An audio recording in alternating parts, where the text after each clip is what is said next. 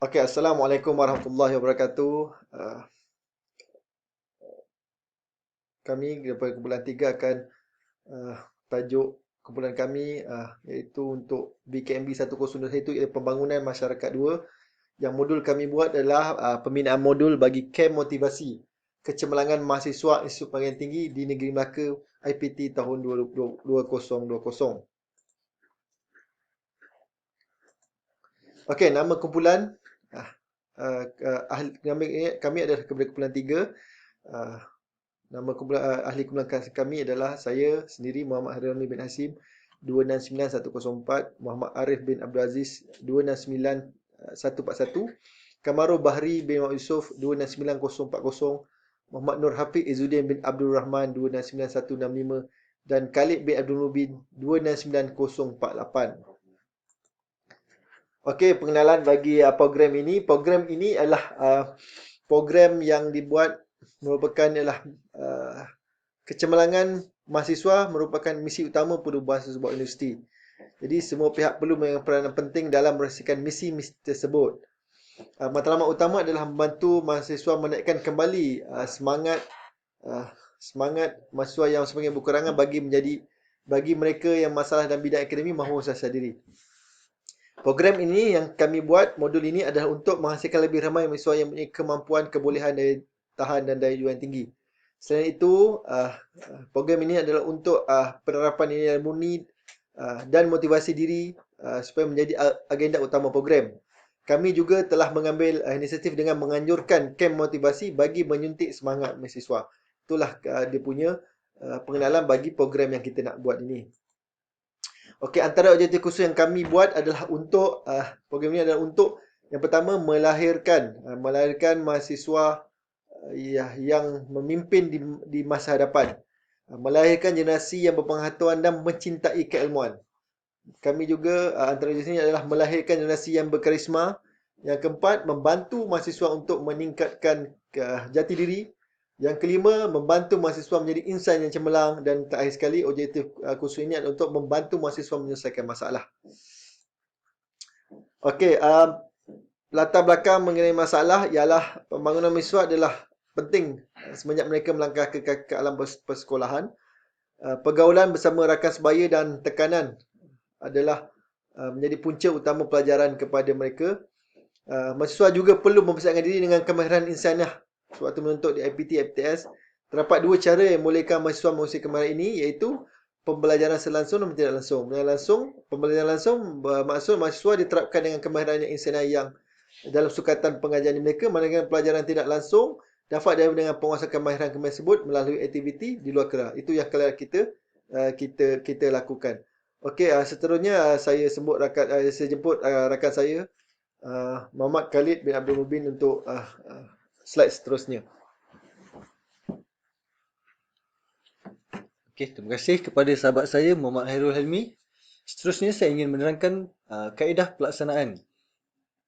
Kem motivasi ini direka khas untuk membentuk mahasiswa yang bermasalah dan kurang berminat dalam pelajaran ini menjadi pelajar yang cemerlang dalam akademik dan mempunyai sasiah tinggi di dalam diri mereka. Kem ini adalah berkonsepkan mentor-mentee di mana pengisian modul aktiviti yang dijalankan merangkumi aspek pemantapan fizikal, mental, kerohanian dan sasiah. Pemilihan pelajar, seramai 60 orang mahasiswa akan dipilih mengikuti kem ini. Berdasarkan mahasiswa yang bermasalah dan kurang minat dalam pelajaran diambil daripada laporan penasihat akademik dan kaunselor universiti tersebut. Pemilihan tarikh. Pemilihan tarikh adalah penting memandangkan kem motivasi ini dijalankan semasa semester kuliah. Jawatankuasa telah memilih tarikh 24 hari bulan hingga 26 hari bulan September tahun 2020 sebagai tarikh kem, iaitu hari Jumaat hingga Ahad. Dipilih kerana minggu pertemuan kedua kuliah. Pemilihan tarikh adalah penting agar kem ini tidak mengganggu perjalanan pelajaran mahasiswa yang terlibat. Pengisian aktiviti. Kem ini dijalankan selama 2,5 hari, iaitu dari petang Jumaat hingga petang Ahad. Kami mengadakan aktiviti berkumpulan dengan menerapkan aspek strategi pembelajaran dan pemantapan kendiri. Manakala aktiviti kuliah agama menerapkan aspek pemantapan kerohanian. Aktiviti pembahagian kumpulan. Kenali peserta yang dinamakan ice breaking. Kumpulan akan dibentuk dengan setiap kumpulan akan dihaskan oleh 2 orang mentor yang bertindak sebagai fasilitator dan pembimbing. Objektif ini adalah untuk mengakrabkan silaturahim antara peserta dan fasilitator, melahirkan kemesraan di antara peserta dan menanam semangat berkumpulan di antara peserta. Pengajaran yang boleh didapati daripada aktiviti ini adalah persahabatan yang boleh dibina melalui pelbagai cara. Aktiviti ini dapat meningkatkan keyakinan diri peserta dalam berkomunikasi yang mana ianya penting dalam kehidupan seharian. Aktiviti bersama fasilitator. Okey, seterusnya saya akan serahkan kepada sahabat saya, Muhammad Fizuddin. Terima kasih.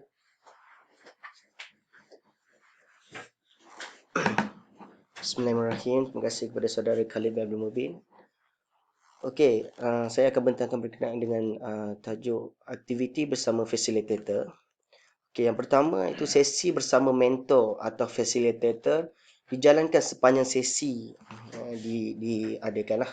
Yang kedua, mentor akan membawa kumpulan mereka ke mana sahaja tempat yang bersesuaian untuk menjalankan aktiviti yang telah disediakan. Yang ketiga, berbincang mengenai apa yang perlu dilakukan. Okey, latihan dalam kumpulan. Yang pertama, iaitu aktiviti night walk. Nama aktiviti yang pertama lah. Yang kedua, objektif aktiviti night walk ni ialah mengatasi ketakutan di dalam suasana malam. Okey, kaedah proses dia. Peserta dikehendaki menjalan mengikut kumpulan dan ditinggalkan di suatu tempat sendirian. Peserta diminta untuk menyalakan lilin dan menulis surat menyatakan perasaan peserta kepada keluarga pada ketika itu. Okey, maksud dekat situ waktu ketika kita nak buat proses night walk ni, okey, kita dalam keadaan waktu malam lah yang paling sesuai. Waktu siang dia suasana gelap tu tak ada. Okey, waktu malam kita akan nyalakan lilin tu, tujuan dia untuk kita ada satu cahaya lah untuk kita bergerak ke mana-mana, dan luahan perasaan itu adalah mengikut situasi dan suasana gelap tu. Okey, yang ketiga iaitu pengajaran. Okey, pengajaran yang kita dapat daripada network ni. Ini yang penting kita perlu dengar dan kita perlu tekankan supaya semua faham kenapa kita perlu ada network ni. Iaitu peserta akan dapat mengatasi ketakutan semasa ditinggalkan. Dalam keadaan gelap, emosi peserta mudah tersentuh dan akan menyedarkan mereka tentang segala kesilapan yang pernah mereka lakukan. Okey, tujuan surat yang ditulis pula adalah untuk membuat peserta menghargai keluarga, terutamanya kedua ibu bapa mereka. Setelah beberapa tempoh, peserta akan dibawa ke kawasan kamp. Mereka dikehendaki membaca kembali surat yang ditulis. Beberapa peserta akan dipilih secara rawak untuk membaca surat mereka dan didengar oleh rakan-rakan lain. Ketika sesi itu, lagu ayah dan ibu dimainkan. Okey, yang keempat itu peralatan. Peralatan yang tadi saya cakap terutamanya seperti lilin, mancis, kertas dan pen untuk peserta. Lagu dan ayah ibu Allahyarham Sudirman. Okey, seterusnya latihan dalam kumpulan yang kedua, aktiviti yang kita jalankan. Yang pertama, nama dia adalah aktiviti dinamik, iaitu motivasi diri. Okey, objektif dinamik ni iaitu mengenali potensi diri dan potensi mencapai kejayaan.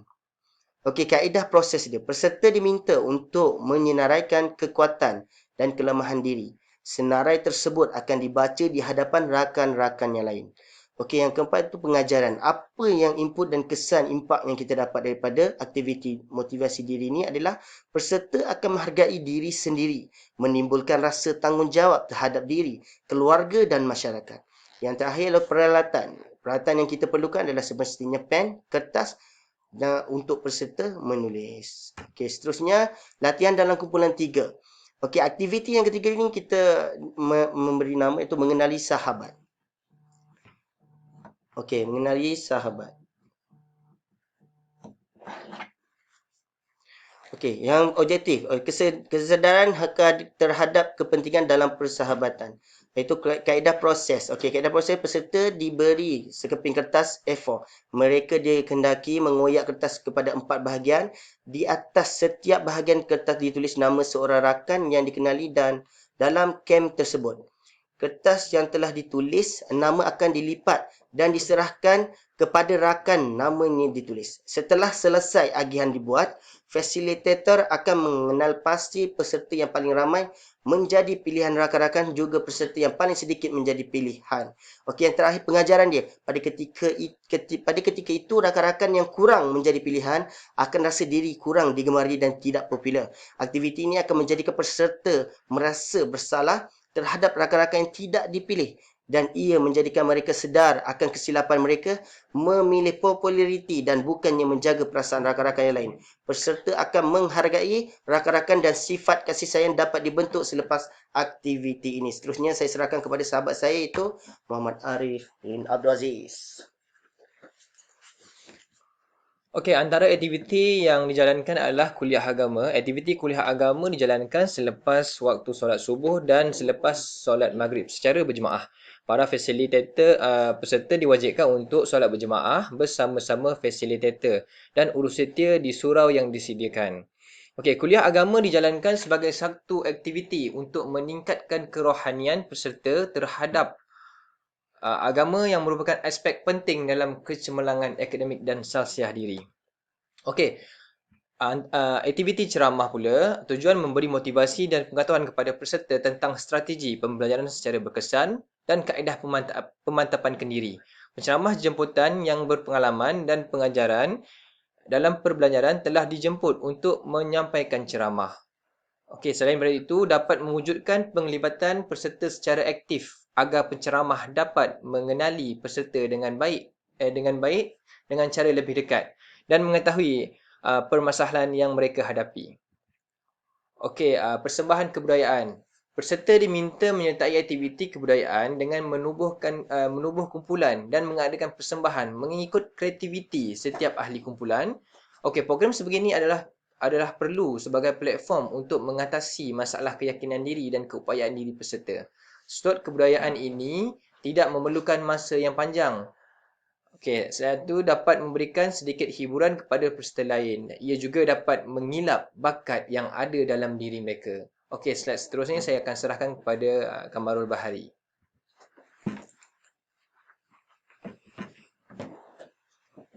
Bismillahirrahmanirrahim. Assalamualaikum warahmatullahi wabarakatuh. Untuk seterusnya, bagi aktiviti untuk sesi penutup, kita akan adakan aktiviti ataupun sesi untuk mendapatkan maklum balas para peserta, yang ini berkenaan dengan motivasi yang mereka lalui lah. Dan kita akan buat juga satu slot I Love Mom yang akan tayangkan perendahan untuk menghargai jasa pengorbanan keluarga dan mendewasakan para peserta lah. Peserta perlu meluahkan dan berkongsi masalah yang dihadapi, pendapat, pandangan atau pengalaman mereka yang ikhlas. Ini tujuannya untuk menjentik hati peserta lah. Okey. Seterusnya, agensi pelaksana yang terlibat dalam program ini, penglibatan daripada Jabatan Ketua Menteri Melaka, Universiti Utara Malaysia, Polis Diraja Malaysia, Institut Integriti dan Jabatan Ummah Islam Melaka. Okey, untuk pembagian tugas pula, pengarah program adalah sahabat saya Muhammad Hairul Helmi Hashim, Setiausaha Khalid bin Abdul Mubin. Tugas-tugas khas adalah saya sendiri. Biro Makanan terserahkan kepada Muhammad Arif bin Abdul Aziz. Manakala biro logistik ataupun pengangkutan kita serahkan kepada Muhammad Nur Hafizuddin lah. Okey, dan matlamat bagi program ataupun kem motivasi ini lain tak bukan untuk memberi dan membina kesedaran diri mengenai tujuan sebenar kehidupan, berpunca mahasiswa ataupun remaja bermasalah sosial, biasanya disebabkan memiliki hala tuju diri yang matlamat hidup, dan mereka ni adalah cari identiti lah atau hala tuju yang tak diikut. Peringkat ni mereka mudah terdedah dengan pengaruh dan ajakan kawan-kawan. Okey, kesimpulannya, kem ni ataupun modul ini akan dibangunkan untuk membantu mahasiswa demi melahirkan mahasiswa yang cemerlang dan menaikkan kembali motivasi diri mereka melalui mencapai akademik. Mereka juga berani mengemukakan idea masing-masing semasa sesi bersama fasilitator dan sesi penutup. Dan ini akan beri mereka keyakinan diri dan berani mencuba sesuatu di masa akan datang. Okey, sekian saja persembahan atau untuk apa ni